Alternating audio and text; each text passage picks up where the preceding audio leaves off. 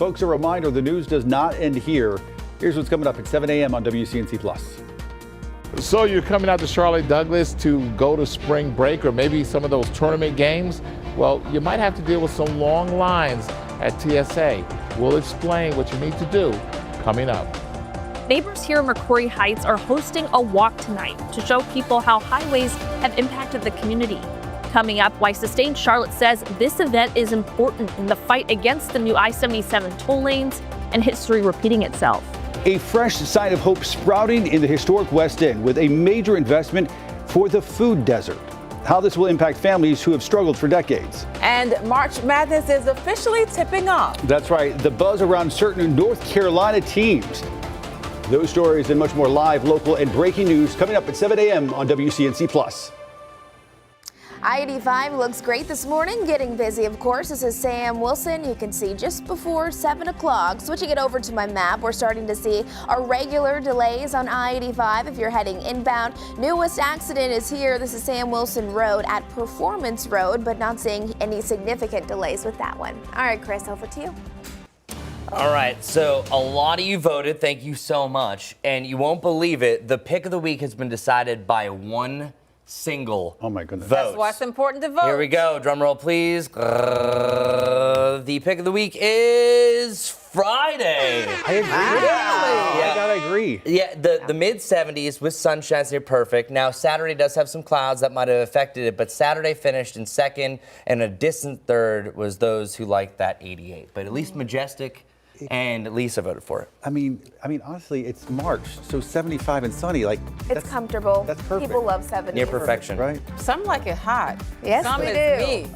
Something for I've everyone. heard that. See you at 7 a.m. on WCNC Plus.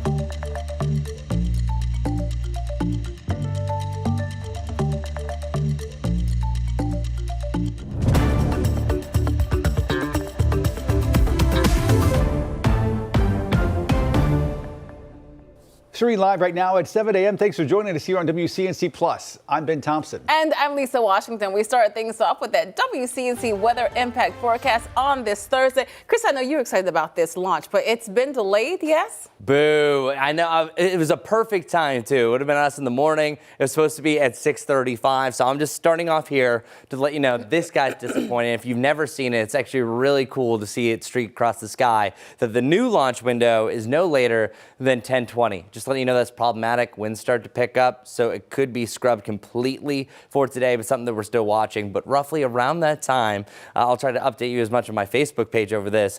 You will be able to look off towards the east at about 3 to 4 minutes afterwards and see it in our eastern sky, especially along the shoreline. So we're waiting on this. Who knows? It might be pushed back till tomorrow. We're very close to our sunrise time, 7:29 today for this March 19th. Temperatures will be right around the mid-30s at that point and afterwards, and then we have a nice little climb back to 50 degrees. But look at these beautiful sunrises to start off the day. That's why I'm so disappointed, because it was a perfect window as far as what our visibility was. We might have a few more clouds by the time we get the actual launch to happen off towards the east. Okay, so 65 degrees is where we should be. And that's exactly where we're going to be today. So finally back to normal. And normalcy is great for this time of year because we've been missing out on the 60s. It's actually a very comfortable range when you have the sunshine. So mixing clouds and sunshine, very light wind today. Really a much better day than what we've had over the last couple. No excuse not to get outside and enjoy it. I have to get rid of a bunch of weeds in my yard. That's how I'm spending it. 39 degrees is your low tomorrow. So that's better. Still below where we should be at 42. And then we have lows that are warmer than our highs the last couple of days. 55. 56, 64, and then the lower 40s. And our rainfall chances are starting to come back, but there's nothing major. We're not talking about any big time storm systems. I think there's an outside chance for a thunderstorm a little bit later on your Saturday, and then an isolated shower, and then even an isolated thunderstorm is going to be possible late day on Monday heading into Tuesday. So we did a fun thing on WCNC Charlotte. We asked you to vote for what your pick of the week was. That Friday, 75, Saturday, 82, and 88 on Sunday. Now, Saturday was very close to winning. I'm just going to let you know, but I think it's the mix of cloud and sunshine that might have taken away. But really, it's Friday that wins out. And what's really interesting about this is a study that was done about a decade ago said that the ideal human comfort, and this is based on science, you might have a personal opinion that differs, and clearly we did, but the average ideal human comfort is a relative humidity around 50%, light winds, mostly sunny skies, and the mid-70s. Well, guess what? All 4 boxes are checked for your Friday. I think the winds start to pick up a little bit, but yeah, it's going to be a near perfect day. So it understandable that Friday, also the first day of spring, everything's working for your Friday, is an amazing way to start off the weekend. So 82, 88, already know that. 88, by the way, would be very close, within a degree, as close as you can come to the record high for March 22nd. We will see a little bit of a come down. The reason why we're going to see a chance for storms is a passing front. That brings us down around 60 degrees into the upper 50s. Still not as cold as where we just were. No freezing temperatures. And then 66, and then even warming quickly up to the 70s and close to 80 the following Thursday and Friday. All right, it's this time of the morning that's always wicked for traffic. Hopefully it's not too bad, but let's double check. It's starting to become a little bit more impactful. It is 7:03 right now. If you're heading out the door, if you are prepared to get yourself to work or get kids up and ready for the school day, this is I-485 right now. This is out near mile marker 12 near Moore's Chapel. Conditions look fine. Area roadway is nice and dry. Beautiful start to the day. Not a ton of traffic. We're starting to see those delays build on I-85 inbound. This is our normal, but we do have an active crash. This is going to be the newest one here. Sam Wilson Road at Performance Road. Not seeing huge delays, just a few extra minutes if you typically drive that way. As we're looking towards Harris Boulevard at Sugar Creek Road, an accident was just reported at that intersection there. And then Harris Boulevard at Mallard Creek Road, similar setup. Yellow meaning there are just some minor delays there. Heading to the south, final thing to let you know about is I-77 northbound at Nations Ford Road. This is still active, but they have pushed the car over to the shoulder, so just make sure you're driving carefully as you drive right past it. Guys. Well, with spring break now in full swing and the NCAA tournament tipping off in a few hours, Airports across the country busy as ever, including here at Charlotte. Right now, all security checkpoints are running at less than 20 minutes wait time. You see it here on your screen. Checkpoint 1, 10 to 20 minutes. Checkpoint 2 is closed now. Checkpoints 3 and TSA pre-check both under 10 minutes. But again, with those crowds expected and TSA workers calling out sick due to that partial government shutdown, things could change. WCNC Charlotte's Richard Devane is live this morning at CLT ahead of what could be a big rush. And Richard, you said the lines have been growing as you've been there this morning. Yeah, absolutely correct, Lisa. As a matter of fact, things are changing. Good morning to you. Good morning, Ben. Good Thursday morning, folks watching us on the Plus. And I'm just going to step out of the way, let you take a look at this line. This checkpoint 1, is stretching all the way back. Now, the app and everything is saying 20 minutes, but I'm thinking that some of these folks might be in the line a little bit longer because this line is really beginning to stretch back further. We didn't have a chance to move our cameras to show you exactly how far back it's going, but it's quite a bit. So this partial government shutdown is now hitting travelers right here at CLT. Just as spring break and other things like the major college basketball tournaments are ramping up. TSA agents who are considered essential workers have been showing up to work without pay for weeks. Because of that, some officers are now calling out or even quitting, leading to fewer people staffing security checkpoints. Now, this is all causing long lines and delays, especially during the busy morning travel times.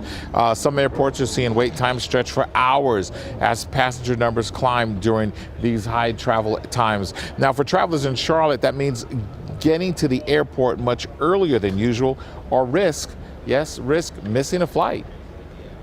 It's just part of the experience. You know, I was talking to my wife on the way up. Maybe 1 out of 3 trips have someone get sick or there's some sort of weather issue, and this is just part of the experience. A lot of them are not calling out because they're wanting to call out. A lot of them are calling out because they can't afford the gas to come to work. On the flip side of that, I have some officers that are spending the night in the airport so that they don't spend any money going home. Yeah, and that was from Ms. Garza, who is actually a TSA agent in Colorado, just talking about some of the problems or the reasons why so many agents are having issues, many of them calling out of work, not because they're sick, but because they need to work another job to make ends meet. When this all might end, don't know. That depends on our lawmakers, but I can tell you the best advice, if you plan to come, especially not in the early hours, but from now throughout the day, give yourself at least 2 to 3 hours before your flight takes off to help navigate getting through TSA. We're right here in Charlotte. This is Richard Vane. We'll send it back to you. Always best to get there early. Richard, thanks so much for that. New this morning, we are learning more about a deadly crash in North Charlotte. It happened just before midnight Tuesday. Police say 49-year-old Donnell Dixon was driving northbound in the southbound lanes of Statesville Road when he hit another car.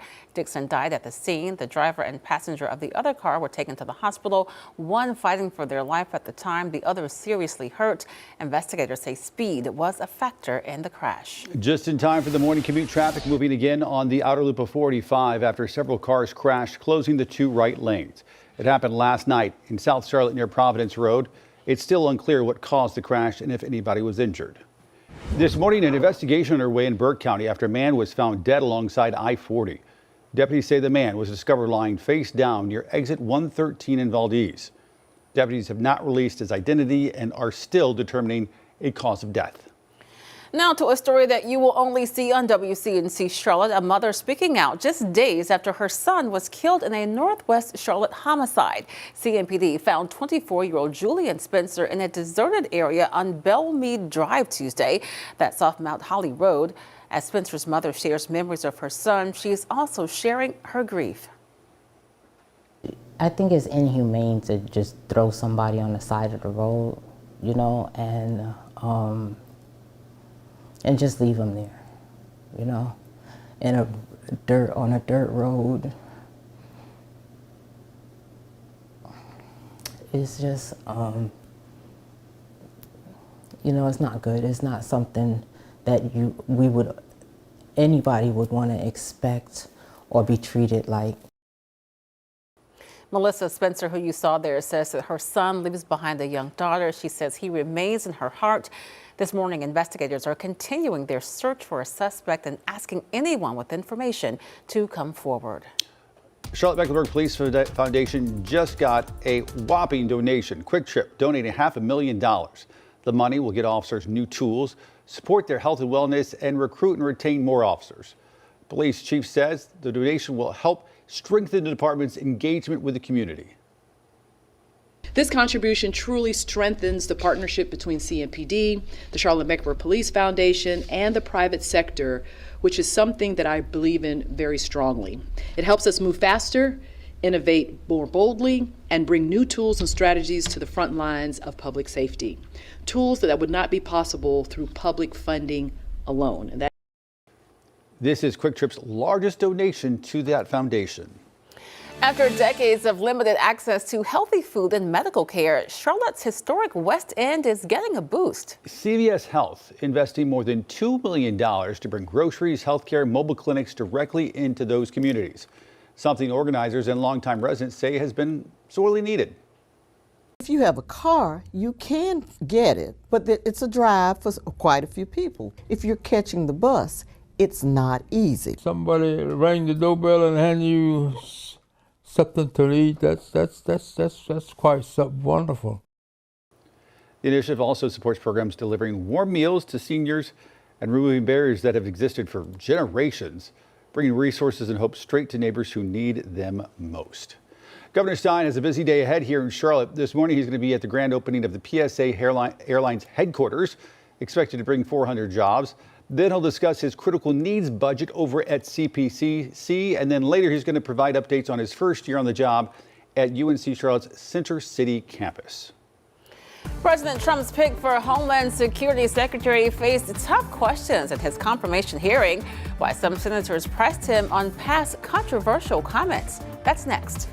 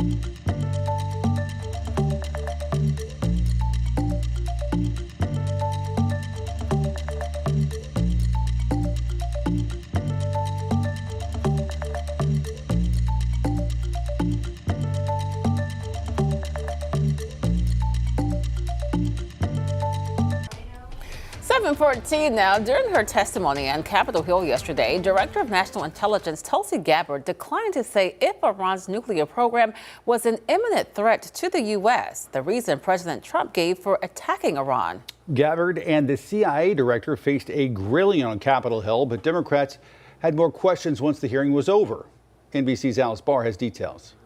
for those who are So far, there has been none. In a heated hearing on Capitol Hill, Director of National Intelligence Tulsi Gabbard deflecting and deferring to President Trump when pressed on whether Iran's nuclear program posed an imminent threat to the United States. It is not the intelligence community's responsibility to determine what is and is not an imminent threat. Okay. That is up to the president based on a volume of information it is precisely that he receives. It is precisely your responsibility to determine what constitutes a threat to the United States. Senators drilling down on how Gabbard's statement that the intelligence community assessed Iran's nuclear program was obliterated by U.S.-Israeli strikes last summer with no effort to rebuild since then squares with an imminent threat today. Iran maintained the intention to rebuild. That following the resignation of director of the National Counterterrorism Center, Joe Kent, who said he left because Iran did not pose an imminent threat, now speaking out with Tucker Carlson. Was Iran on the verge of getting a nuclear weapon? No, they weren't, 3 weeks ago when this started. CIA Director John Ratcliffe pushed back against Kent. I think Iran has been a constant threat to the United States for an extended period of time and posed an immediate threat at this time. Overnight, a source familiar with the matter telling NBC News Kent is being investigated by the FBI for allegedly leaking classified information and that the investigation began before Kent announced his resignation. He alleged parts of the administration would try to come after him And try and discredit me. The FBI declined to comment.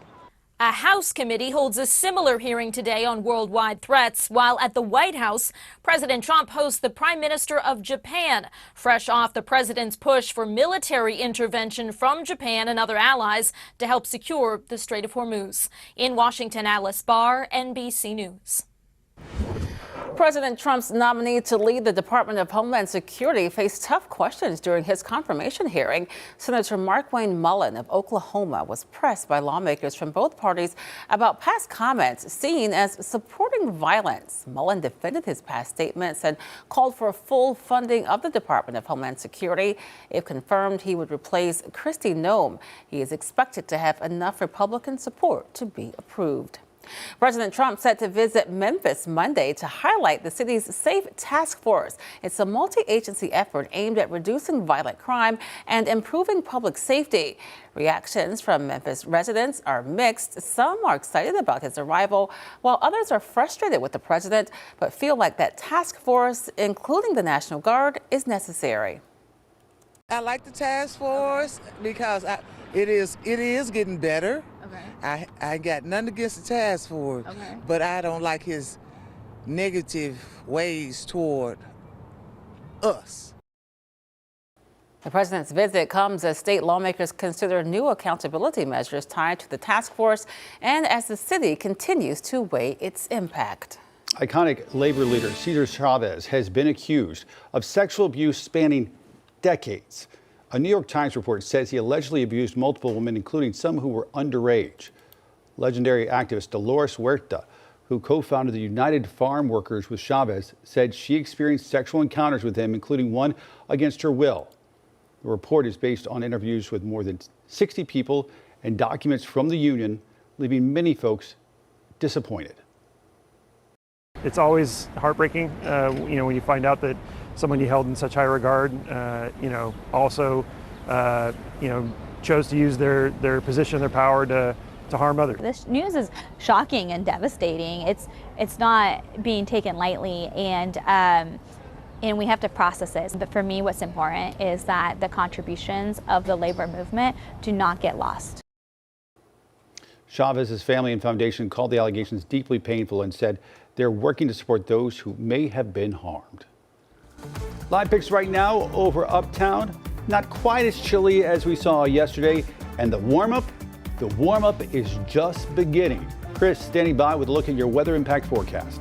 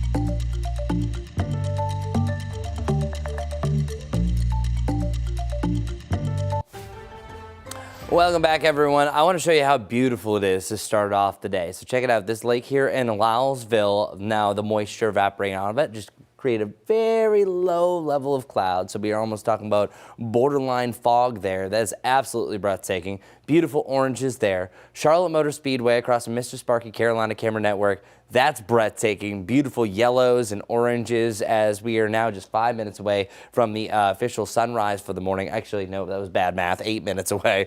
And we are looking at a beautiful sky here in Monroe, Kannapolis, Dallas, and just a dull pink through our camera on top here at WCNC Charlotte. So it's amazing where we are starting the day with. We'll pick up more clouds as we work our way through the morning, heading into the afternoon. But a beautiful day, finally back to normal. Now, this is also normal, seeing cedar, elm, pine, maple, and juniper really starting to thrive. We have a medium-high threshold of mold, low level of grass, and then a high tree level. Even though I think today, if we're forecasting the way things go, because the winds are a little bit lighter, it technically is going to be a medium-high level.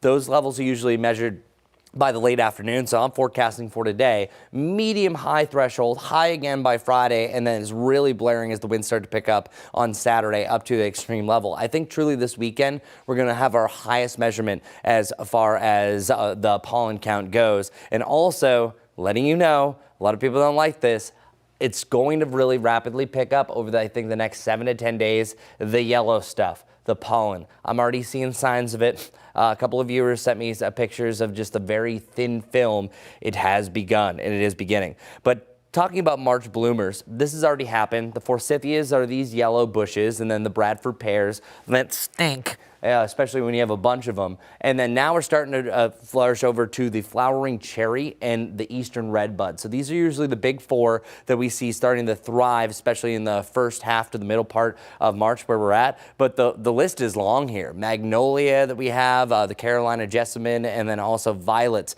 really starting to flourish at this point, along with tulips. So peonies, I think, is another one that's not on this list. So just keep that in mind, that we are going to see a lot more flowers blooming, but so is that pollen count. Not great status, highest level by this weekend. All right, let's get another check of our morning commute with Majestic. All right, good morning, everyone. Want to give you an update on a couple of things that I'm watching for you closely. Here's my map. We have our typical delays on I-85 and I-77, but I do want to take you northwest of Uptown. This is now a serious accident just being reported. We have westbound lanes that are blocked. This is Harris Boulevard north between IBM Drive and Mallard Creek. You can see the purple there indicating that those lanes currently are blocked because of a very serious accident. There's the accident here. Emergency responders are there on scene, and we know that a few medics did arrive there. So still learning more when it comes to those specific details. One other thing to let you know about will be south of Uptown. It's going to be right there near Providence. It's on Providence Road at Gulf Links Drive, so that's near I-485, where we do have some delays starting to build as well. Well, today in women's history, we celebrate the 72nd birthday of Jill Abramson. She was the first female executive director of the New York Times. Abramson is known for her strong leadership and commitment to investigative journalism. She's also been a voice for women in media and newsroom equality. Her work continues to inspire the next generation of journalists. All right, approaching 7:25 now, time for us to take a quick break, but keep it right here on WCNC Plus.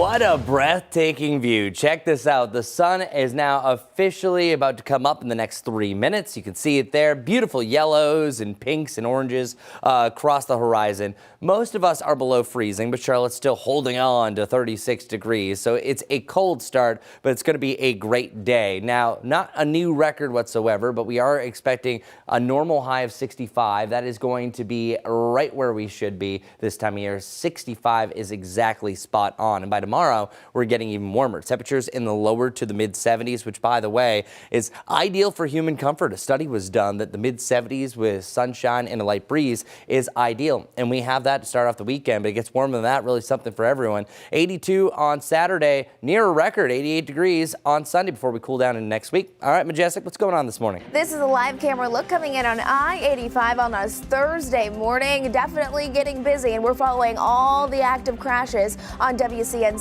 Plus until 9 o'clock this morning. One thing to know before you go is we're following a serious accident. It's right here. Westbound lanes will be blocked. It's on Harris Boulevard North between IBM Drive and Mallard Creek. We know emergency responders are there on place and medics have arrived.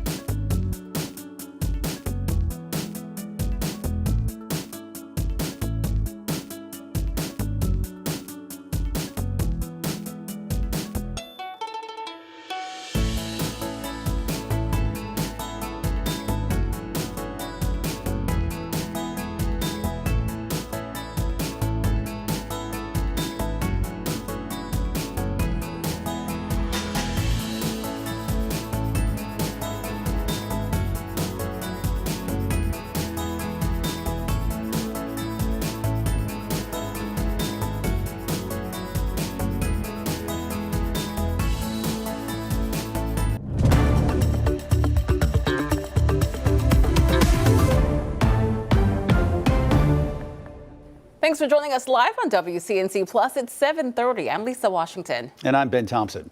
Tonight, Charlotte residents will continue their fight against the I-77 toll lane expansion project. It's a move that some say will further divide the community.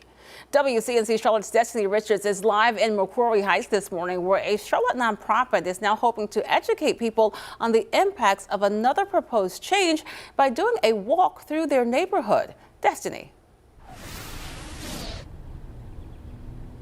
That's right. McCrory Heights is one of several neighborhoods in the Charlotte area that's been severely impacted by highway development for decades. And the event tonight, this walk, is a push to make sure people understand that impact firsthand. Sustain Charlotte says this community walk through McCrory Heights is designed to show how projects like I-77 have shaped and in some cases divided neighborhoods. Organizers say more than 50 years ago, the original highway cut this historic Black community off from uptown, and now residents worry a proposed toll lane expansion could do even more damage. The project is currently on pause until June as NCDOT says it wants more public input, but questions still remain about what comes next. If we were to go with that toll lane option, most people are going to be on the bottom. Most people can't afford to ride at the elevated lane, pay $10, $12 per day, going in each direction. It will have massive impacts on our streams and water quality because more pavement means more stormwater runoff.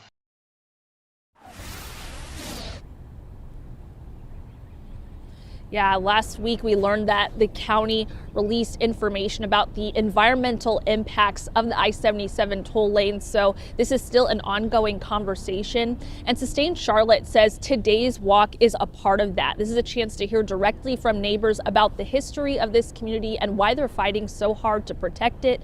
It starts at 6 p.m. tonight. It's from 6 to 8 at First Baptist Church West on Oaklawn Avenue. You can RSVP for it in this story on the WCNC Charlotte News app. I'll send it back to you guys live here from McCrory Heights. Yeah, you can talk about it, until you're blue in the face, but until you actually walk the streets and see it firsthand, that gives you a real idea of the impacts it could have. All right, Destiny, thank you for that. Appreciate it. Concerns growing this morning after recent school threats across several districts. In Cleveland County, the Sheriff's Office investigating online shooting threats made against Shelby High and Shelby Middle Schools.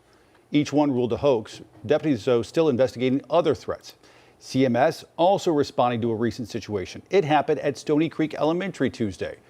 Officials didn't specify what happened, but say students and staff are safe. We spoke to a few former CMS students, and they say threats were a reality during their own school years.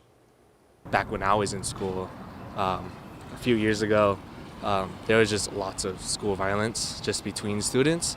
And then, there has been several bomb threats, several gun threats that turned out to be fake, but our school took it seriously. I feel like any threat to a school should be taken seriously, whether it be a hoax or not. We're working to learn more in those ongoing threats. We'll keep you updated as we learn more.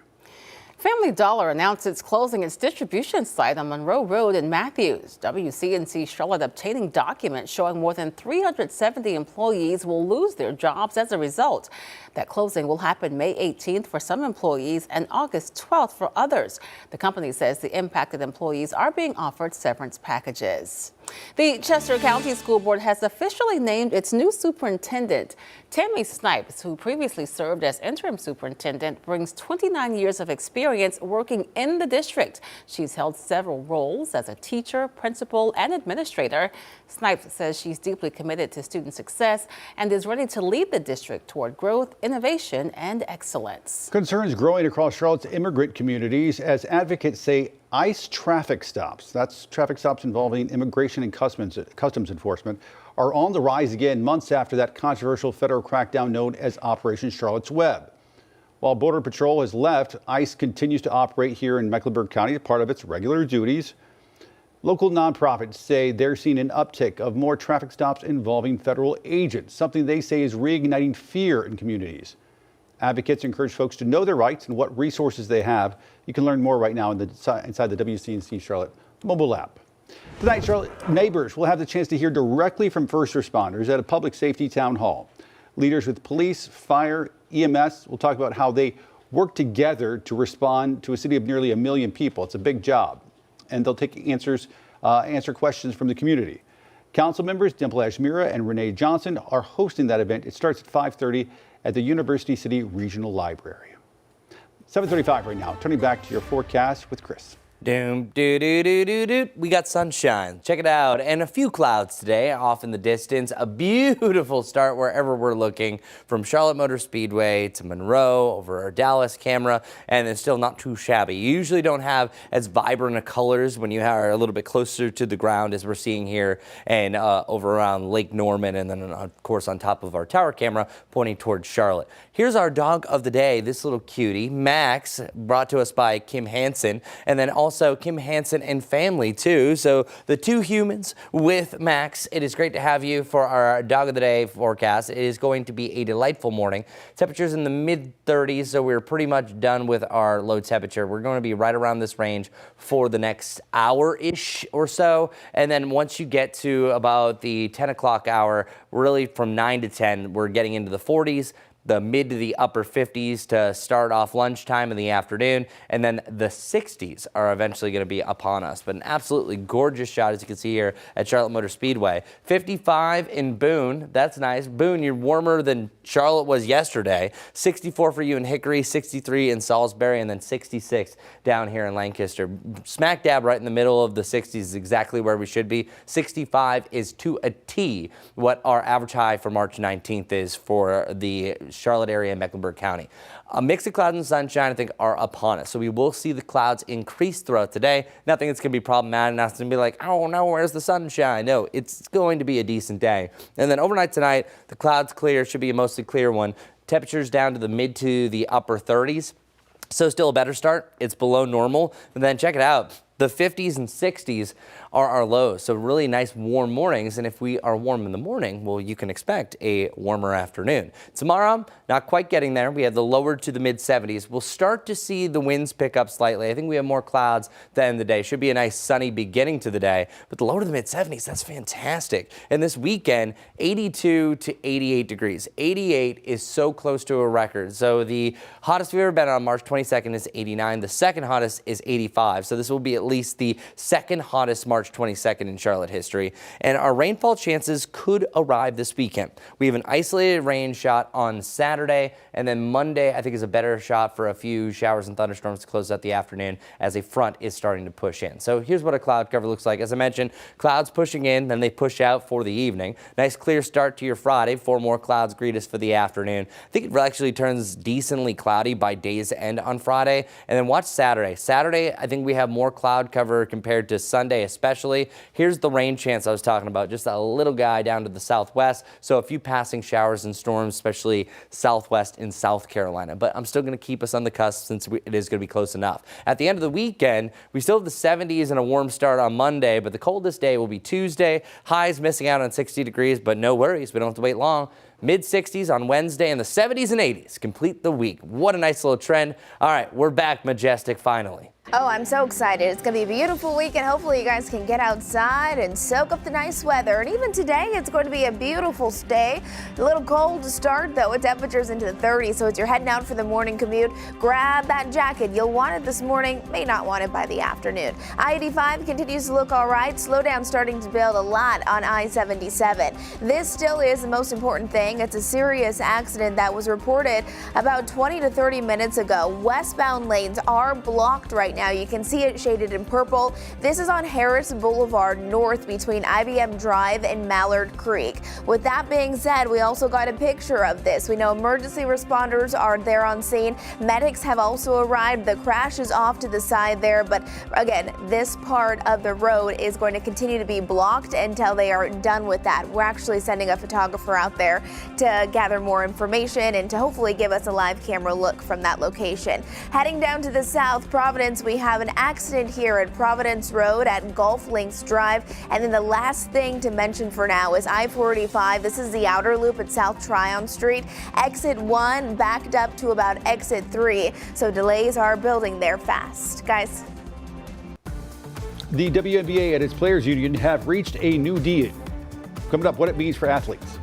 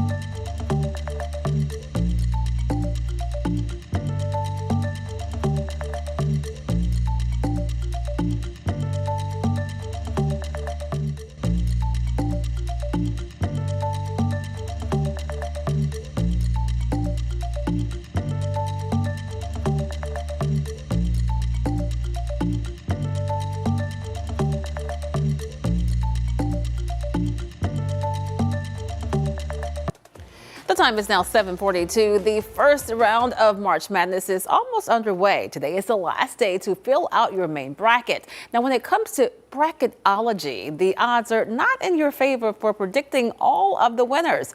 Jen Sullivan breaks down betting on March Madness games. On Sunday, the best men's NCAA basketball teams celebrated as they got invited to the big dance.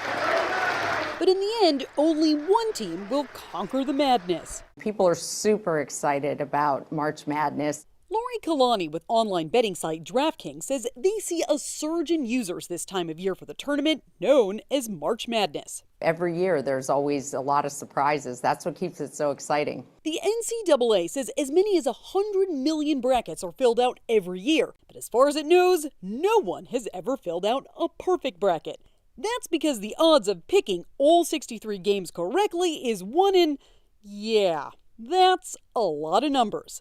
9.2 quintillion.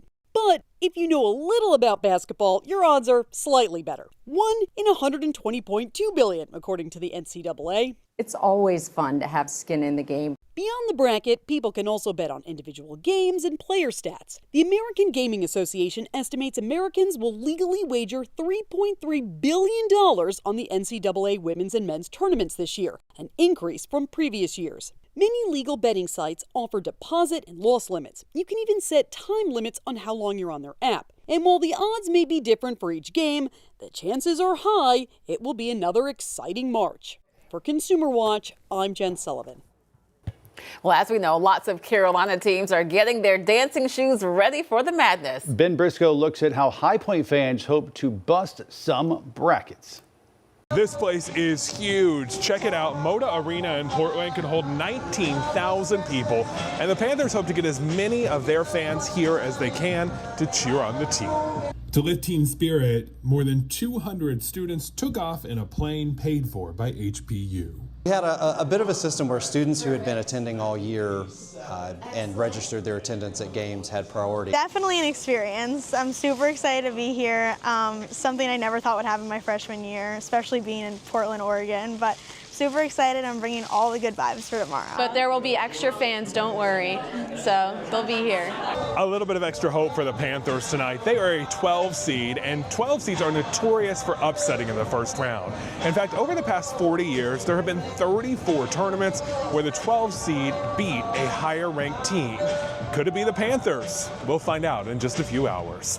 From Portland, I'm Ben Briscoe. Ben, thank you, sir. Tonight, the Hornets take on Orlando at home, tipping off at 7 at the Spectrum Center. Charlotte comes in looking for a key win to stay in the playoff hunt after losing ground despite a strong recent stretch.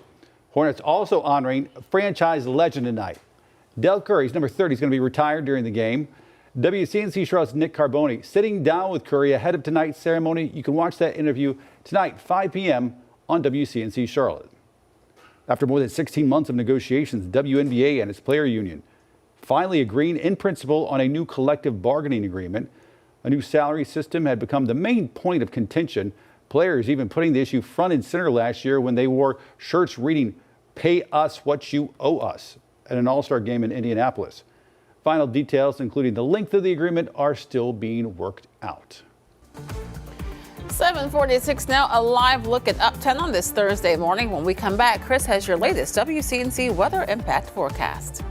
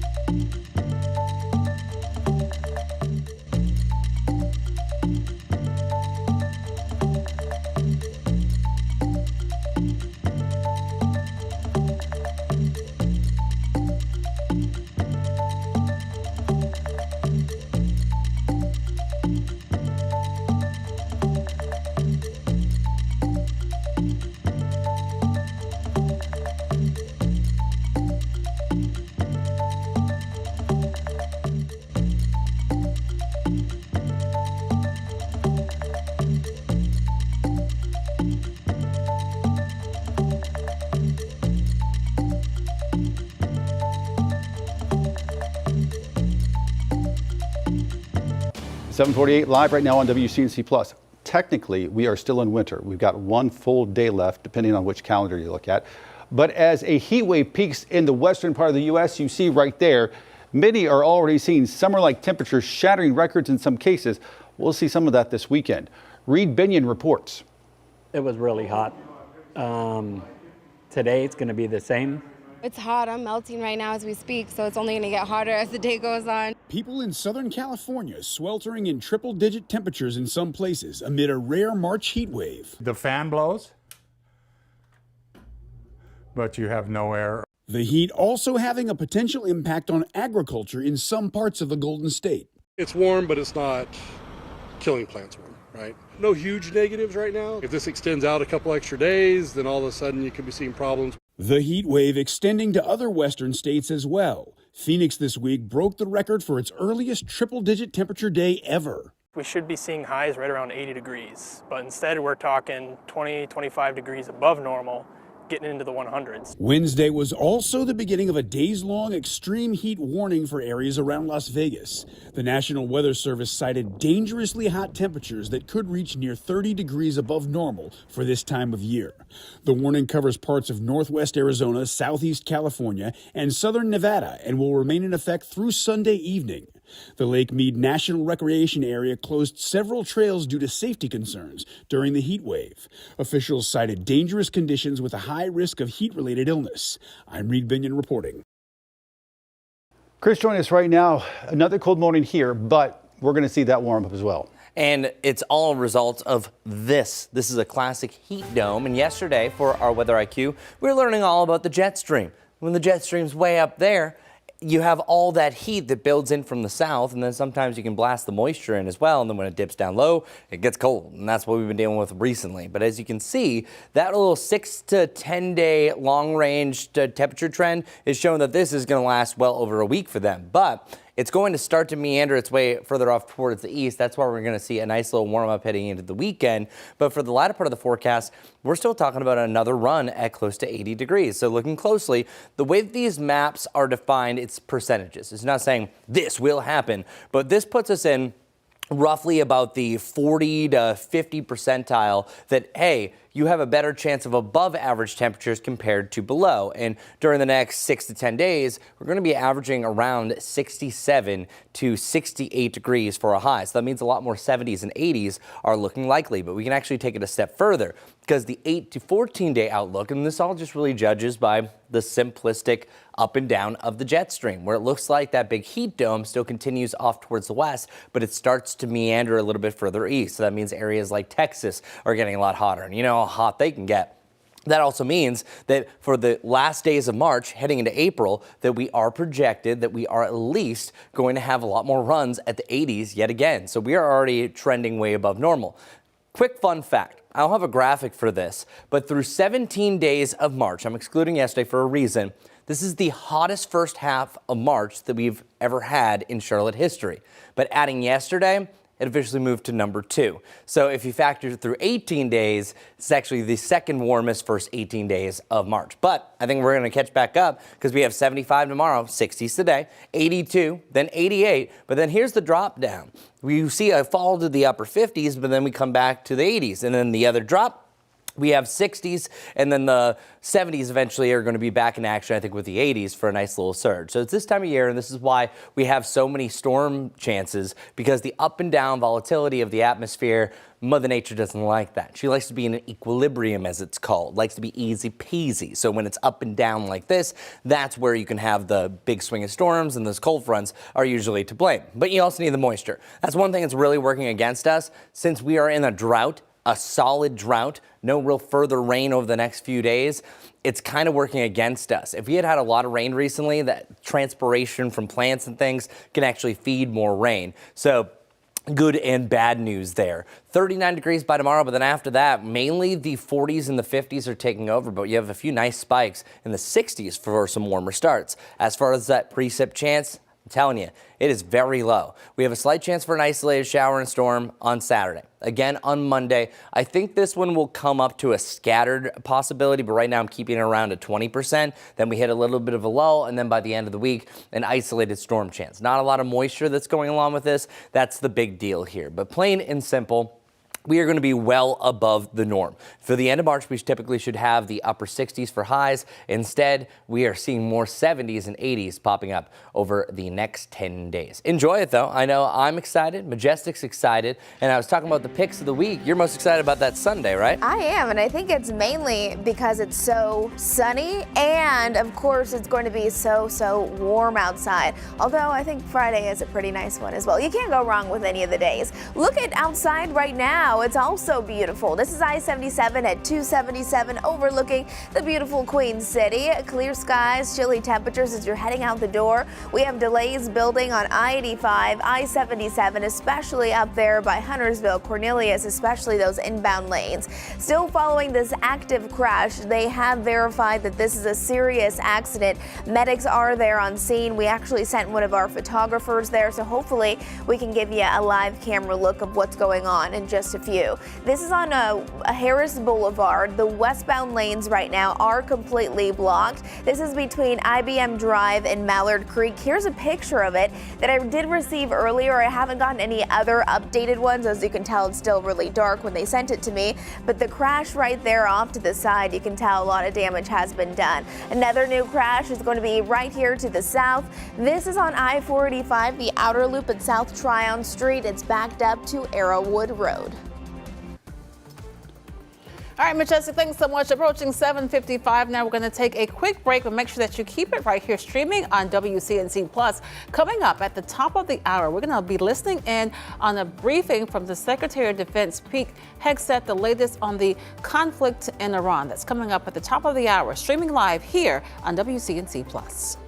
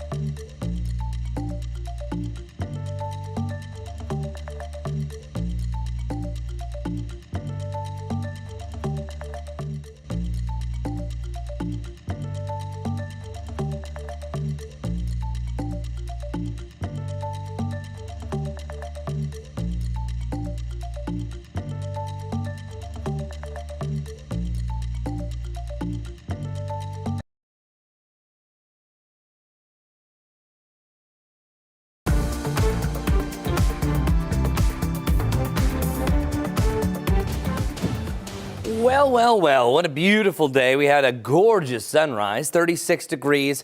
It's cold.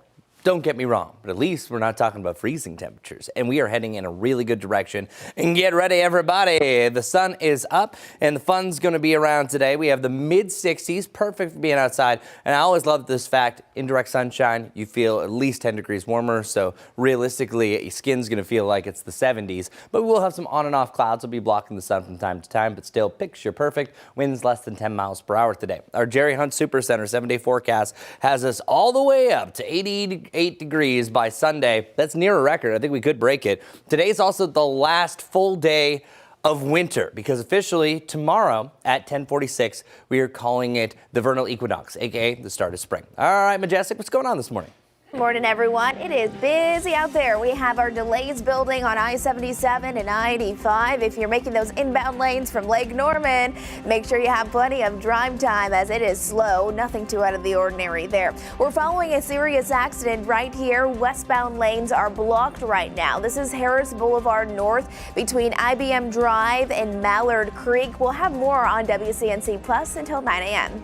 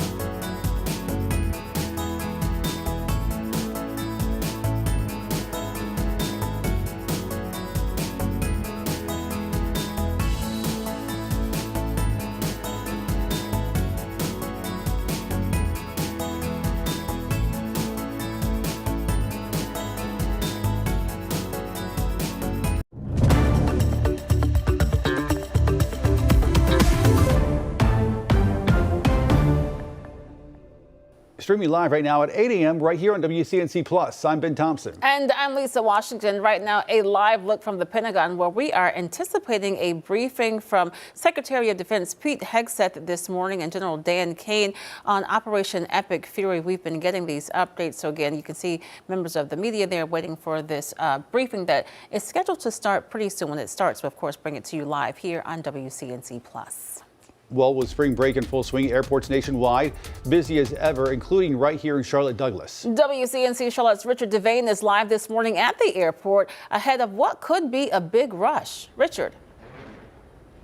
Yeah, that's absolutely correct, Lisa. Spring break and folks just taking to the air on these weekends. Today would be a good time to travel, but look at these lines.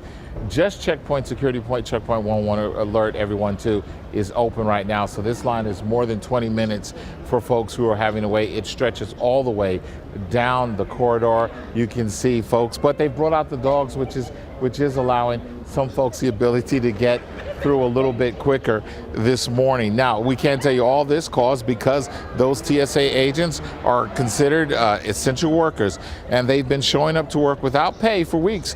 Because of that, some officers have actually called out, or even some have actually quit. Now, that's led to longer lines at airports and for security checkpoints around the country. At last count, we've lost more than 366 who've resigned or quit. These long lines, if I say, are causing delays nationwide, even here at Charlotte, where that means getting to the airport much earlier than usual, or actually risk missing your flight. It's just part of the experience. You know, I was talking to my wife on the way up. Maybe 1 out of 3 trips have someone get sick or there's some sort of weather issue, and this is just part of the experience. A lot of them are not calling out because they're wanting to call out. A lot of them are calling out because they can't afford the gas to come to work. On the flip side of that, I have some officers that are spending the night in the airport so that they don't spend any money going home. Yeah, that's a tough situation to be in. Of course, we don't have an estimate on when this will all end. Of course, we can hope sooner rather than later.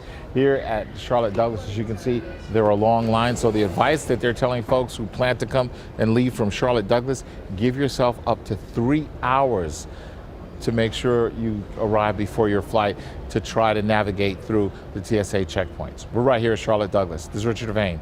We'll send it back to you. Glad to see those lines are moving pretty quickly. All right, Richard, thanks so much for that. New this morning, we are learning more about a deadly crash in North Charlotte. It happened just before midnight Tuesday. Police say 49-year-old Donnell Dixon was driving northbound in the southbound lanes of Statesville Road when he hit a car. Dixon died on the scene. The driver and passenger of the other car were taken to the hospital, one fighting for their life at the time, the other seriously hurt. Investigators say speed was a factor in the crash. Just in time for the morning commute, traffic moving again on the outer loop of 485 after several cars crashed, closing the 2 right lanes. It happened last night in South Charlotte near Providence Road. Still unclear what caused the crash and if anybody was hurt. This morning, an investigation is underway in Burke County after a man was found dead alongside I-40. Deputies say the man was discovered lying face down near Interstate or Exit 113 in Valdez.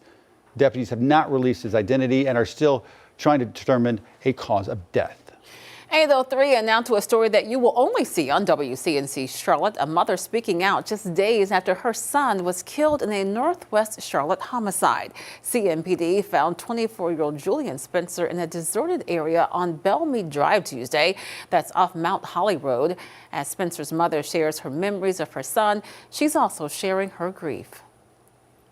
I think it's inhumane to just throw somebody on the side of the road, you know, and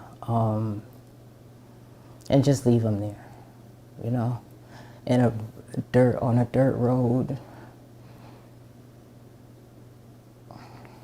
It's just, you know, it's not good. It's not something that anybody would want to expect or be treated like. Melissa Spencer, who you saw there, says her son leaves behind a young daughter, and she says he remains in her heart. This morning, investigators are continuing their search for a suspect and asking anyone with information to come forward. Now to the latest in the war in Iran. President Trump saying Iran is losing big as the U.S. confirms nearly 8,000 strikes and more than 120 boats have been sank since this war began. Let's go to the Pentagon for this live update. It was the same from family after family. They said, finish this. Honor their sacrifice. Do not waver. Do not stop until the job is done. My response, along with that of the president, was simple. Of course, we will finish this. We will honor their sacrifice. Their sacrifice only steals our commitment. I wear this bracelet. Staff Sergeant Jorge Oliveira, he was one of my sergeants, or one of my specialists in Guantanamo Bay. He deployed later to Afghanistan, where he was killed on 19 October 2011. Killed 10 years after 9/11, 15 years ago. He was one of the 1%, the best of America. Not just a guardsman, but a law enforcement officer back home and a family man. I remember him every day, just like so many other men and women of our generation and previous generations who wear bracelets like this. Just as we will always remember those lost in this conflict. Their names are now etched into our mission and into the soul of a grateful nation. I stand here today speaking to you, the American people, not through filters, not through reporters, not through cable news spin. A dishonest and anti-Trump press will stop at nothing, we know this at this point, to downplay progress, amplify every cost, and call into question every step. Sadly, TDS is in their DNA. They want President Trump to fail. But you, the American people, know better. Yes, there are reporters in front of me, but they are not our audience today. It's you, the good, decent, patriotic American people. You, the hardworking, tax-paying, God-fearing American patriots. The media here, not all of it, but much of it, wants you to think, just 19 days into this conflict, that we're somehow spinning toward an endless abyss, or a forever war, or a quagmire. Nothing could be further from the truth. Hear it from me, one of hundreds of thousands who fought in Iraq and Afghanistan, who watched previous foolish politicians like Bush, Obama, and Biden squander American credibility. This is not those wars. President Trump knows better. Epic fury is different. It's laser focused. It's decisive. Our objectives, given directly from our America First president, remain exactly what they were on day one. These are not the media's objectives, not Iran's objectives, not new objectives, our objectives, unchanged, on target, and on plan. Destroy missiles, launchers, and Iran's defense industrial base so they cannot rebuild. Destroy their navy, and Iran never gets a nuclear weapon. Our objectives from day one. To the patriotic members of the press, nobody can deliver perfection in wartime. This building knows that more than anyone. But report the reality. We're winning decisively and on our terms. Iran is a vast country, and just like Hamas and their tunnels, they've poured any aid, any economic development, humanitarian aid into tunnels and rockets. That's what they did with Hamas. Iran has funneled decades of state resources, not to their people, but into missiles and drones and proxies and buried facilities. But we are hunting them down, methodically, ruthlessly, and overwhelmingly, like no other military in the world can do, and the results speak for themselves. To date, we've struck over 7,000 targets across Iran and its military infrastructure. That is not incremental. That is overwhelming force applied with precision. And again, today, will be the largest strike package yet, just like yesterday was. As I've said from day one, our capabilities continue to build, Iran's continue to degrade. We're hunting and striking death and destruction from above.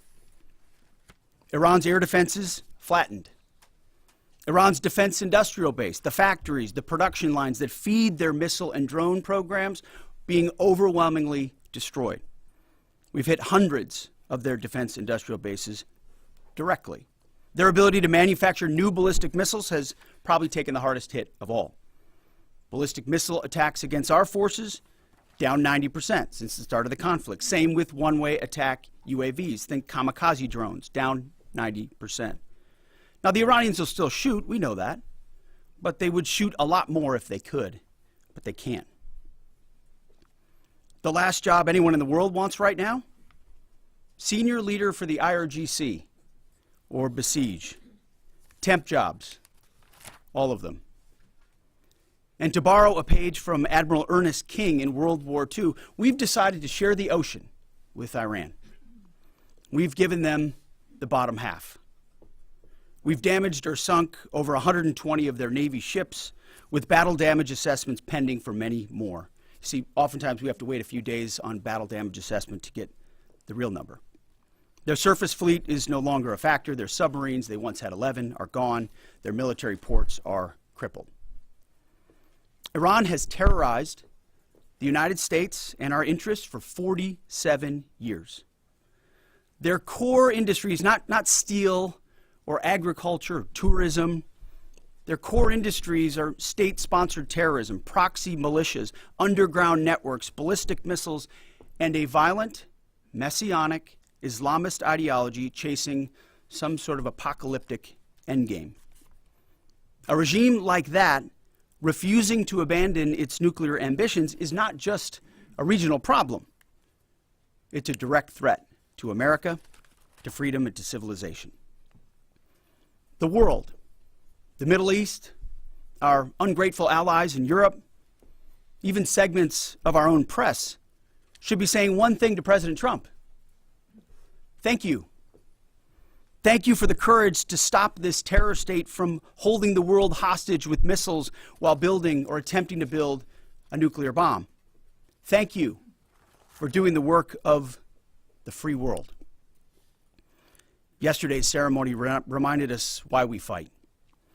Not for nation building or democracy promotion, but to crush direct threats to America, Americans, and our interests.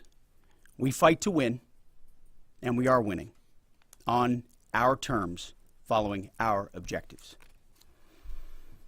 My 13-year-old son popped into my office last night while I was editing these remarks. He asked about the war and the families I met at Dover. And I looked at him and I said, they died for you, son, so that your generation doesn't have to deal with a nuclear Iran. It's the truth, and they did. So to the families who said, finish this, we will.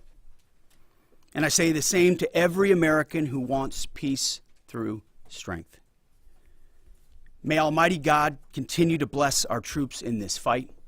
And again, to the American people, please pray for them. Every day, on bended knee, with your family, in your schools, in your churches, in the name of Jesus Christ.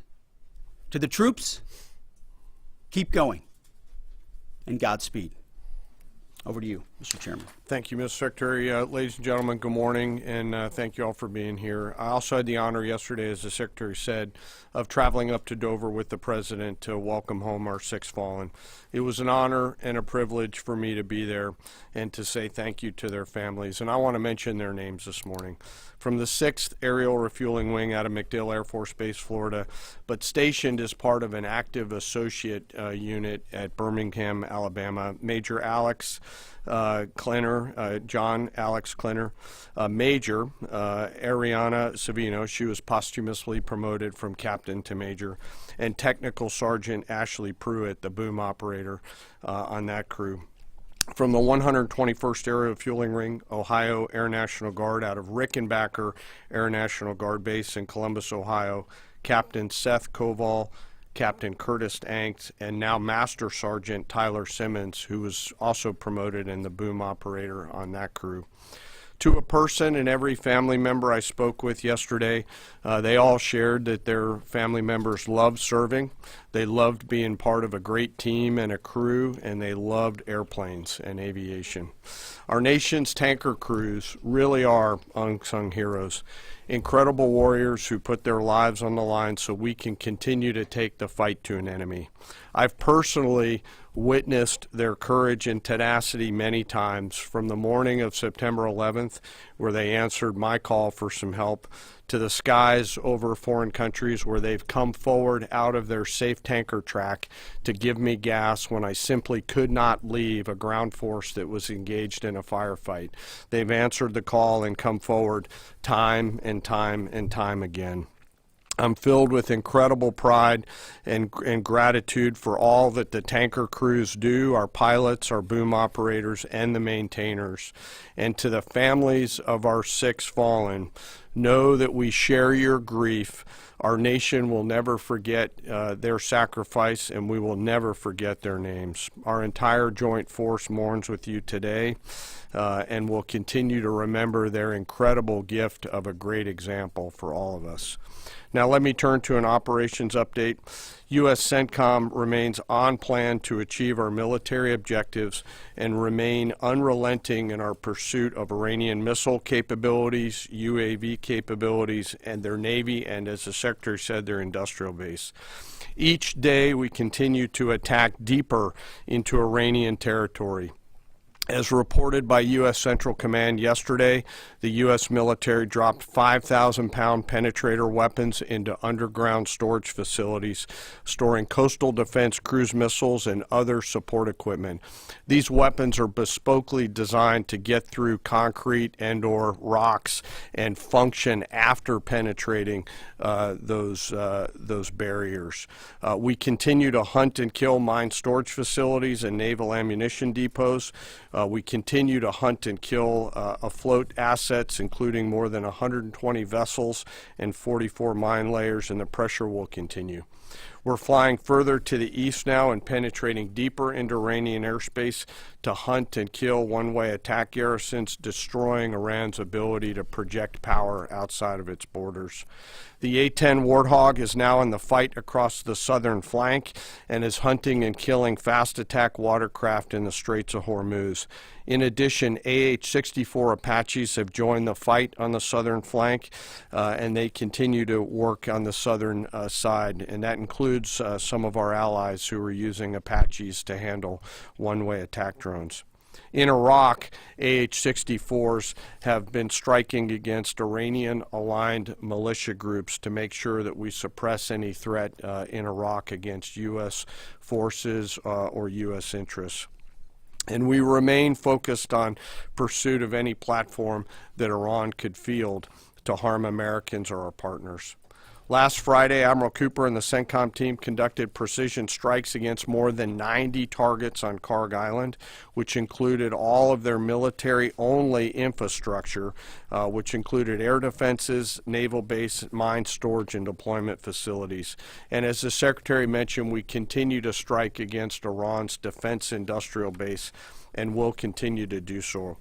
Today I want to continue my theme of talking about members of our incredible joint force.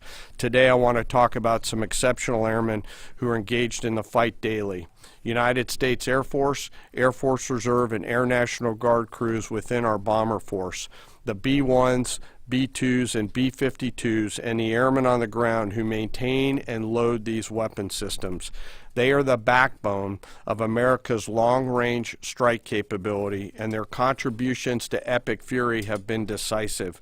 Assigned to STRATCOM under Admiral Rich Carrell and supported by TRANSCOM, the tanker force that we've talked about, under the command of General Randall Reed, every mission is designed to achieve overwhelming outcomes on behalf of the United States and our allies.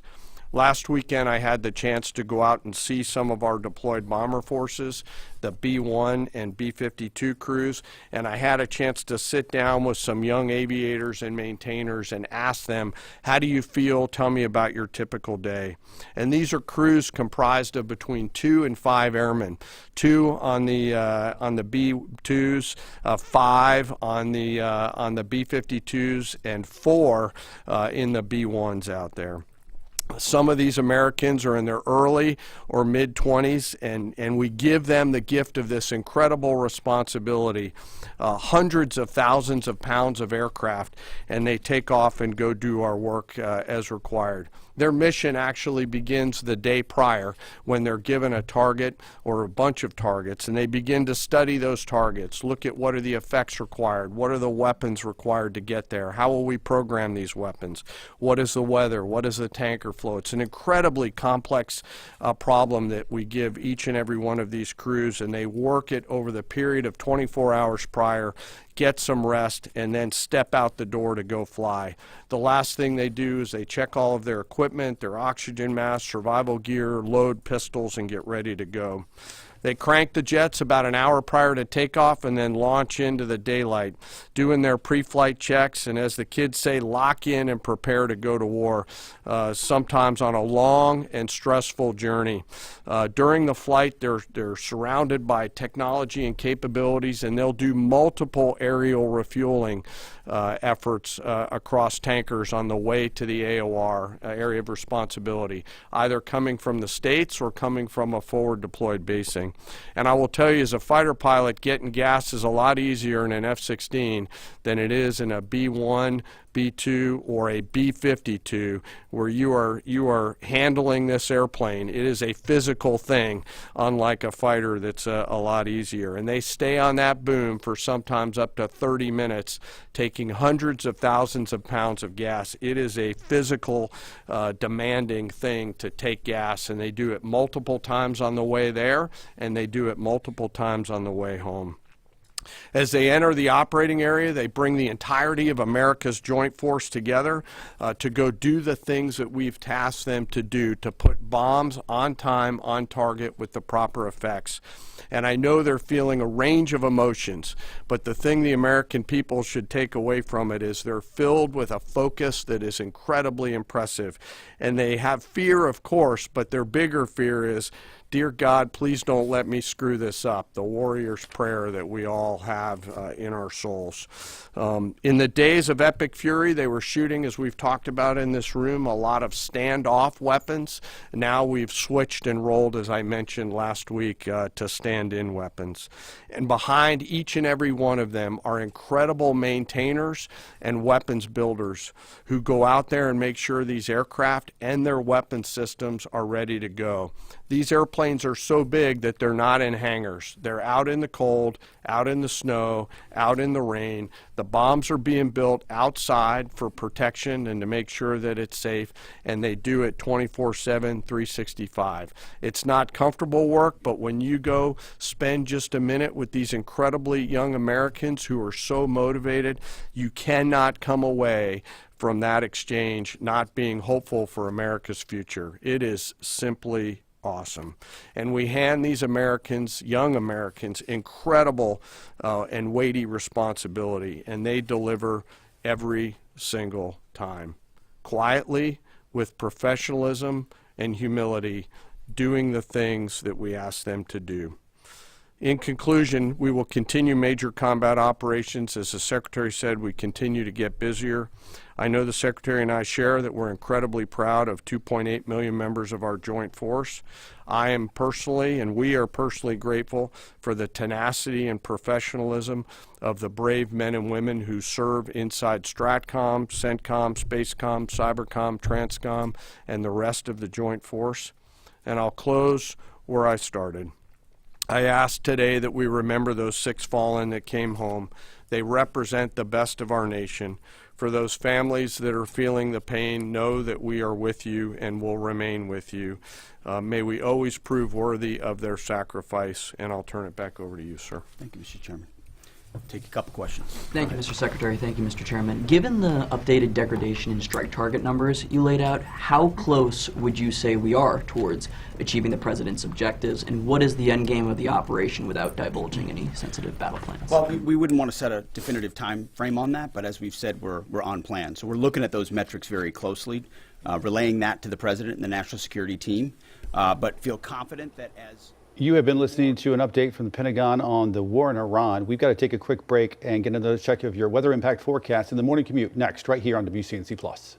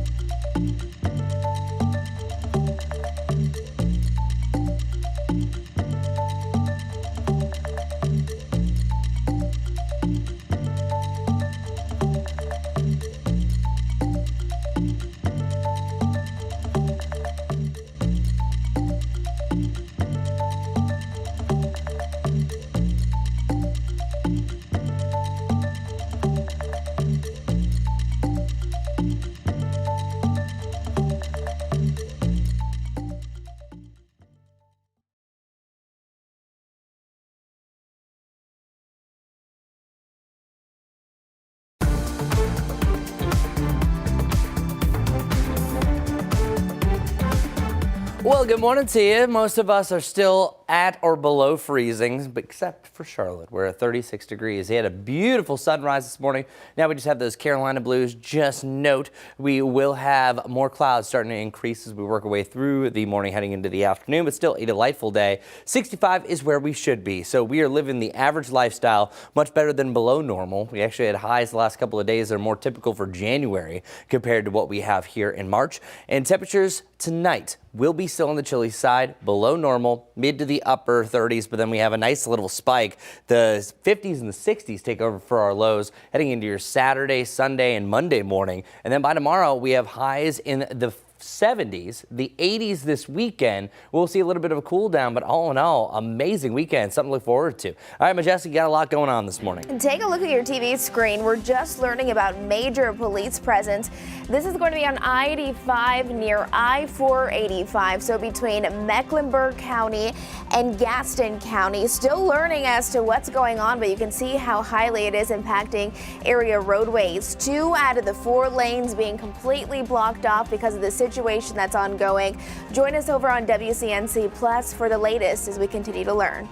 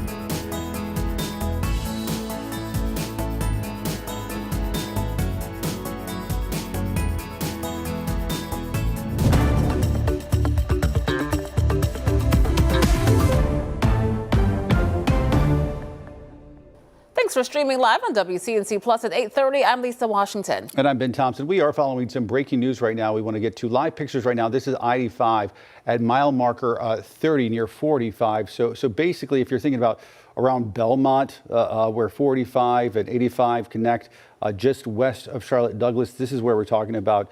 All unfolding in just the last few minutes. And to be quite honest and transparent with you, we're still trying to figure out exactly what's happening, but we can tell you it's having a big impact on traffic.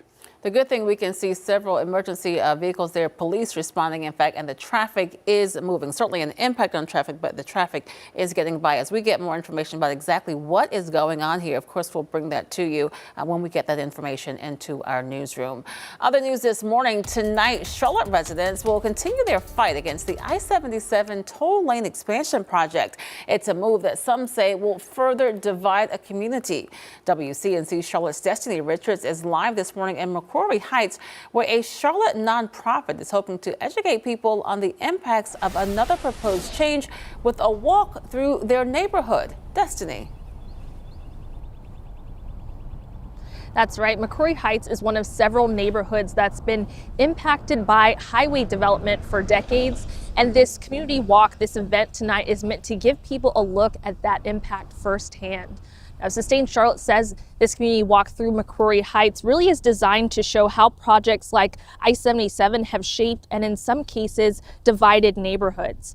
Organizers say more than 50 years ago, the original highway cut this historic Black community off from uptown, and now residents worry a proposed toll lane expansion could do even more damage. The project is currently on pause until June, as NCDOT says it wants more public input, but questions still remain about what comes next. If we were to go with that toll lane option, most people are going to be on the bottom. Most people can't afford to ride at the elevated lane, pay $10, $12 per day, going in each direction. It will have massive impacts on our streams and water quality, because more pavement means more stormwater runoff. And as we learned just last week from the county, this is expected to have a big impact on the environment here, as well as eliminating Wilmore Park, which is one of the parks in this neighborhood.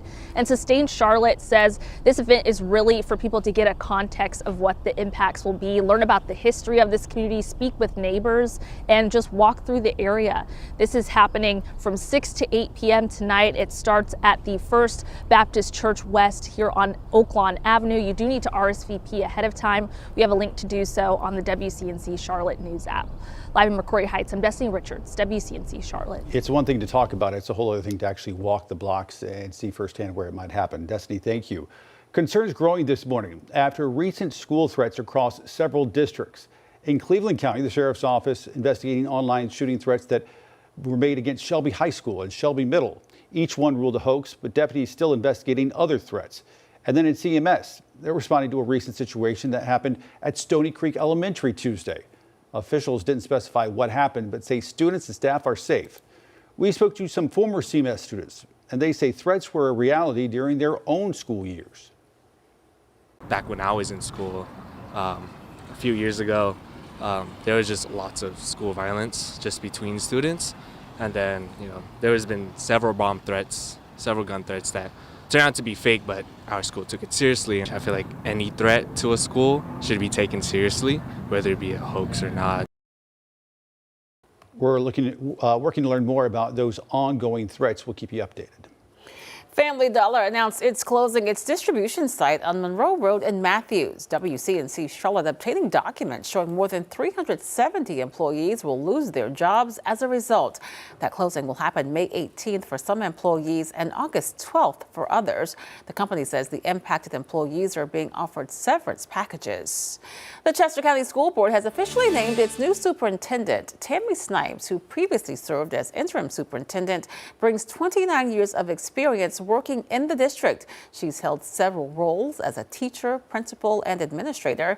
Snipes says she is deeply committed to student success and is ready to lead the district toward growth, innovation, and excellence. Concerns are growing this morning across Charlotte's immigrant communities as advocates say Traffic stops involving ICE are on the rise again, months after that controversial federal crackdown known as Operation Charlotte's Web. While Border Patrol is left, ICE continues to operate here as part of its regular duties.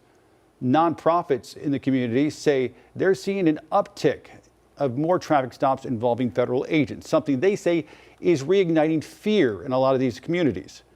Advocates encourage folks to know their rights. You can find details, including a hotline right now inside the WCNC Charlotte app. Tonight, Charlotte neighbors will have a chance to hear directly from first responders at a public safety town hall.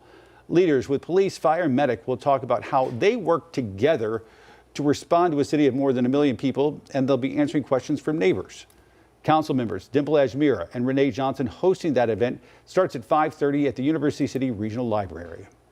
8:35 right now. Now turning back to that breaking news we're following on 85. Majestic, what are we learning? Still learning more information. To me, this looks like a chase. I'm not seeing any huge accident, but you can see a lot of police activity right here. Specifically, where is this at? This is I-85 northbound. So if you're heading inbound to get onto I-485, this is where it's at. Specifically showing you mile marker 29. That's out near Sam Wilson. So you can see the arrows trying to direct traffic to move over because 2 out of the 4 lanes right here on I-485 are completely blocked off because of this. This just happening minutes ago. Here it is on my map. It's right between the county line of Mecklenburg County and Gaston County. They're saying this is a police situation and it does have the 2 right lanes blocked. Again, out towards Sam Wilson. Stop and go traffic is really starting to build. Here's one of my cameras just showing you the impacts of this delay.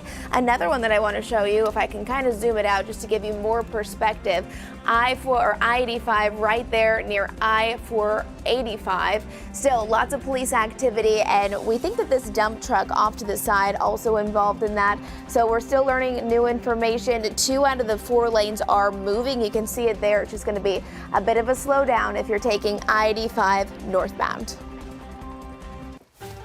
Thanks a lot, Majestic. So plain and simple, it has been a beautiful start to the day. Yeah, we are on the cooler side, but at least we have that warmer hope. Recently, it's been, oh man, it's a cold morning, then it's a cold afternoon, but not today. Instead, we start off below normal, but our highs are reaching where they should. And we have some upper level clouds that are joining us right now. See really closely that little guy right there. I think we're going to populate a little bit more of those fair weather cumulus clouds, some stratocumulus clouds, just really more of the chunkier ones later on. But a lot of those upper level wispy guys are going to be joining us. And then today's highs, 65, as I mentioned. This is spot on to a T where you should be for a typical March 19th.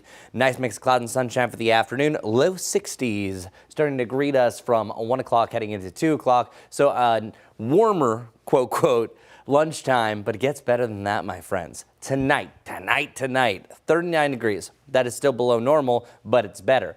Everything is trending up, up, up. And then we have the 50s and the 60s. What a starting point. I think it's because we have more clouds on Monday. Monday is an interesting day. It could be a transition day and it could change up on us. But tomorrow we start around 40 degrees, the upper 30s mainly. And then check it out, up to 73 degrees as early as 3 o'clock. I think we pick up more clouds by the afternoon. But I'm calling for 75 degrees. This is a near perfection. And we had a lot of fun on WCNC Charlotte. And if you still want to vote, feel free. We had people text 704-329-3600. And I said, what is your pick of the week? Because oftentimes I love to pick one for you. But this one is so subjective because you usually don't have a range like this. The 70s, near perfection. Beautiful, even though I'm picking up more clouds for the afternoon. Saturday has mixed cloud and sunshine, 82, but the sunniest day I think is actually going to be Sunday, and we have a high near record status of 88 degrees. So it's spread out across the board, but by one vote, by one single vote, the victor, Friday. That's right, pick of the week status, but it depends on who you are. I still think we have some great days across the board. Truly enjoy it. Celebrate with your DJ air horn. Our rainfall chances do have an isolated batch, I think mainly southwest of Charlotte on Saturday. The main bulk of rain or any storm potential I think is going to be Monday afternoon heading into the evening. That's also the windiest day as a front is going to push through. That, of course, consequently is going to cool us down. So up now through the weekend and then back to the 70s on Monday. We are only below normal on one day. That's Tuesday. And then we have a nice little comeback, 60s and 70s, even close to 80 degrees to end next week. Enjoy it. Chris, thanks so much. Before we head to break, here is an exclusive shopping deal for our viewers. Hey everybody, you know here at ShopTVDeals.com, we love to bring you products that can make a huge difference in your life, and today we definitely have one of those kind of deals. Listen to this. We all know these days you get the big screen in your car, it shows you what's going on behind you as you reverse. But check this out, the Minolta dash cam takes that kind of protection to a whole new level. You have this front camera right here that gives you a 130-degree view of the road and a view inside the car as well. I just want to show you the view that you get on the dash cam here. Take a look at that. Really sharp, really high resolution, crystal clear image. There are features I love about this camera. Number one, infrared lights give you that inside view. It illuminates the inside of the car. Also, a special sensor comes on. Even when the car is parked, the cameras will roll if someone tries to break in or dings you in the shopping mall parking lot. How many times has that happened? It really is great for rideshare drivers and just everyday people. If something happens to you in the car, police these days ask for dash cam video. Insurance companies want it. It helps you with other drivers. So it really is about protecting you in case anything goes wrong with the car. You have it all here, that kind of footage. So let's be honest, you really can't put a price on protection, and we have a really great deal for you today. You get this entire camera system for 41% off. That is a great deal here. So for more information, just scan the QR code there at the bottom of your screen or check us out at ShopTVDeals.com.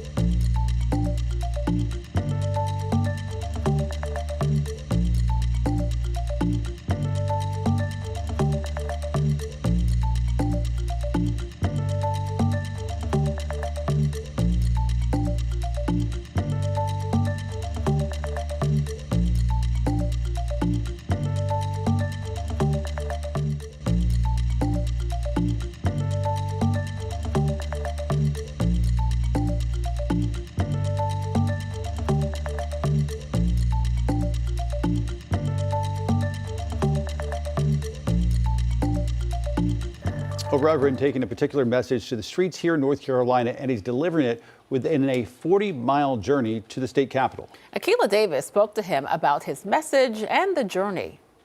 How you feeling? Oh man, I'm cold, feet exhausted. I've been up since 3 o'clock. I caught up with Reverend Dr. Robert Turner 20 miles into his journey along US 1 in Youngsville, heading into Wake Forest.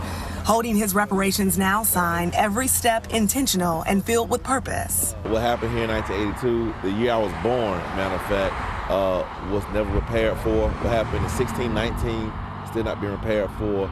What happened during Jim Crow and redlining still not been repaired for. Turner admits he didn't train for 40 miles, but says adrenaline and a call for justice are pushing him forward. The 42-year-old Baltimore pastor is marching from Warren County to the state capitol in Raleigh. He started at 6:30 this morning at the historical marker recognizing the PCB protest of 1982, where black residents fought plans for a toxic waste dump in their community. In the past, he's marched 40 miles from Baltimore, Maryland to the White House, echoing 40 acres and a mule, a promise never fulfilled to formerly enslaved people by Union General William T. Sherman at the end of the Civil War. Reverend Larry McDonald, a Raleigh pastor of St. Paul AME Church, walked some of the journey with Turner. And others, like Associate Minister Bill Kearney, trailed behind in their cars in support. My role has been to, first of all, meet him there, support him along the walk, definitely getting pictures and helping post and make people aware of what's happening here today. What's been the response as you walk along US 1 holding this sign? In North Carolina, it's been great, actually. Very surprisingly positive. People have not. I've been called everything but a child of God walking from Baltimore to the White House. He says North Carolinians have shown him kindness along the way, blowing their horns in support. It's something he admits has surprised him, he says, given some of the state's ugly past. A white gentleman pulled over to see if I needed a ride. Police officers did the same thing. I was pleasantly surprised because I've experienced the worst. And I thought I was gonna get the word. Turner is a mentee of civil rights icon, the late Reverend Jesse Jackson, telling me he's carrying that torch forward, continuing the fight for justice without his mentor by his side.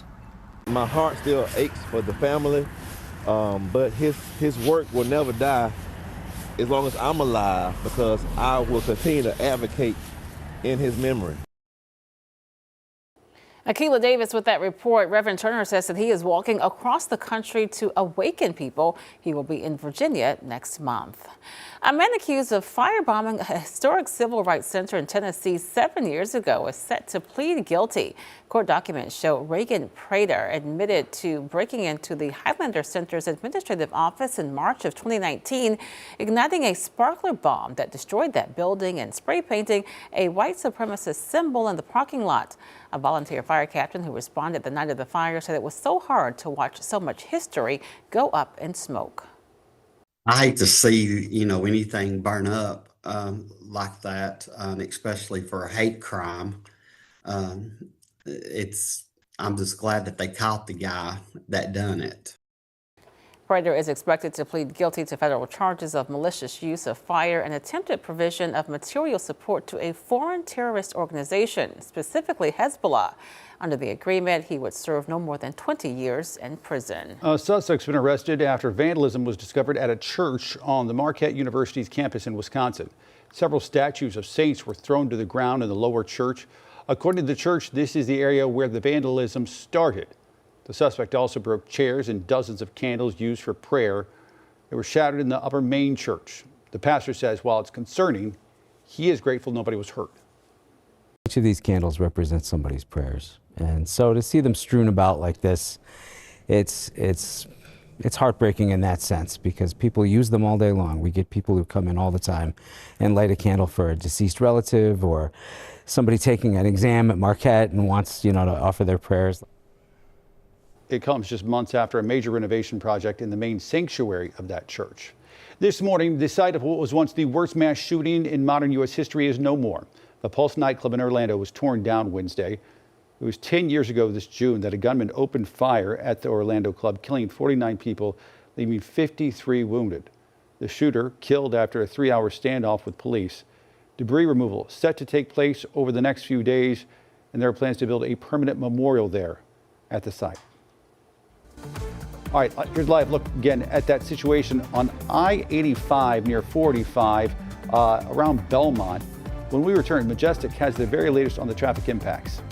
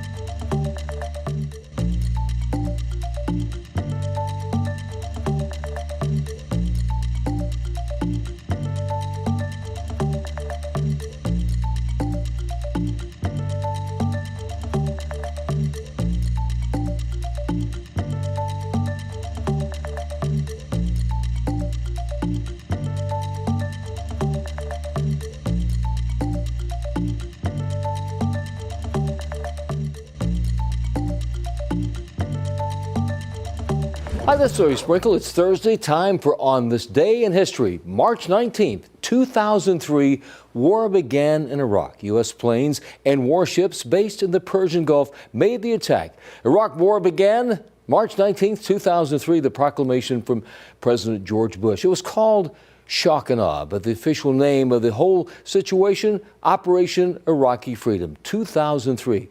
Now, the war actually began in 2003, but ended August 10th, 2011. That's On This Day in History. I'm Larry Sprinkle. Good morning, everyone. We're following a heavy police activity. This is on I-85 out in Gaston County near Belmont, right there on the ramp getting onto I-85. So that is mile marker 30 right near I-485. You can see lots of police activity there. Fire truck there on scene, also looking at a garbage truck off there on the shoulder. We still don't have the specific details as to what exactly is going on.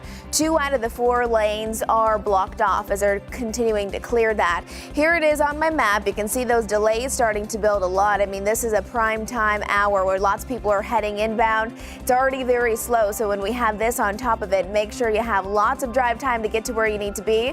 This is going to be I-85 north at I-485 right around exit 30. So that is heavy police activity, and the accident is right there again on the ramp. No estimation as to how long this is going to last, but as you can see, those delays, they're really starting to build as 2 out of the 4 lanes are blocked at this time. Another thing to mention that is rather new is this here. It's going to be Still Creek Road inbound just after South Tryon Street. An accident was just reported, and finally this one, South Tryon Street near West Tyvola Road, seeing those delays also coming in. Just slow moving conditions on I-77, but not seeing any significant delays. We'll have a final check on that big accident coming up in just a few minutes, but let's get a check on weather with Chris. Thanks a lot, Majestic. Appreciate you. So here are the big 5 that I'm seeing across the area. Cedar, elm, pine, maple, and juniper. Those still look to be the most populated trees, but pine is the one that we're really starting to see.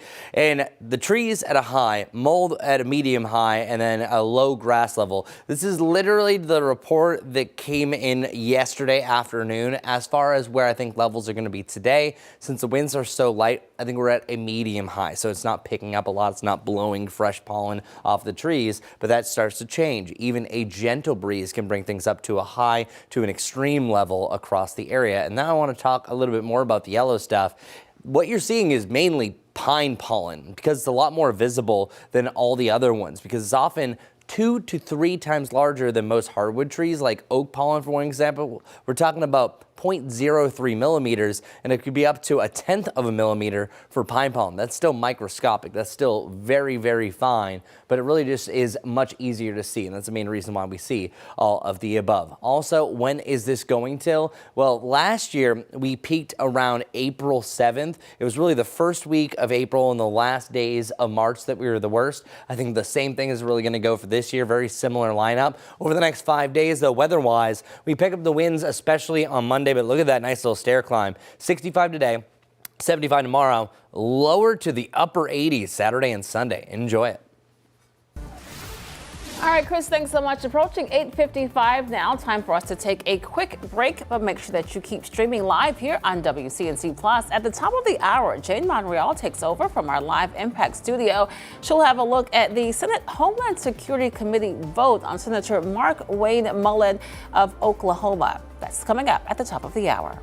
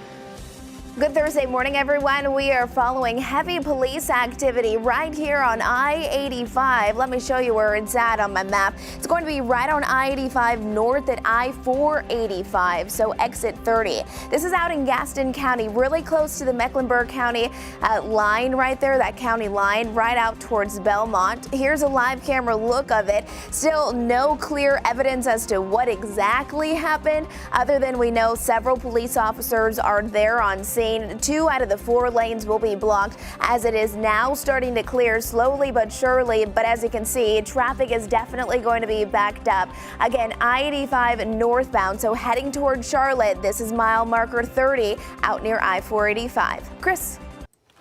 Thanks a lot, Majestic. Well, today we are finally back to normal. Look at the top. I always have our average high and low right below that 7-day forecast text.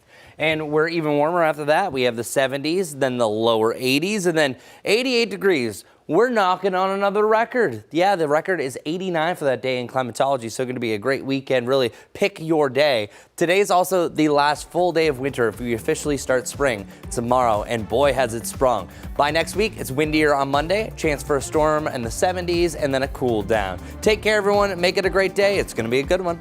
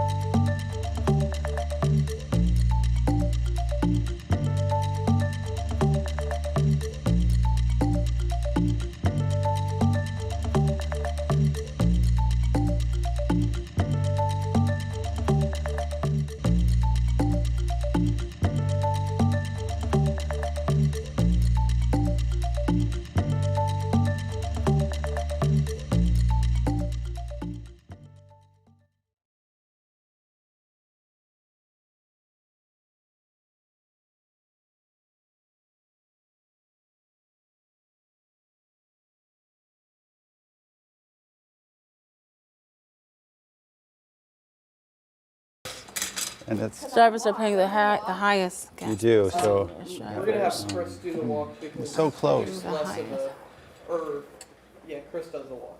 Okay. Oh. That's because this